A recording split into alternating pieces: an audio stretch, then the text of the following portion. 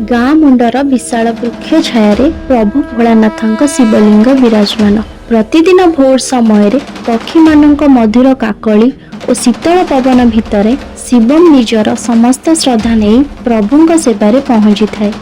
आज पवित्र श्रावण मासर सकाळ शिवम कांधे गामुछा पकाई घर ताम्र कलसी पवित्र जल और क्षीर नहीं आसी। परिवेश अति शांत और सुंदर थिला।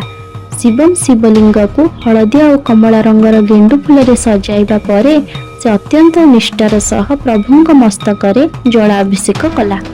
कलशरू धीरे धीरे गड़ुवा जलधारा सहित शिवमर मनर समस्त अशांति दूर हो गला। हृदय अपूर्व शांति रे भरीगला।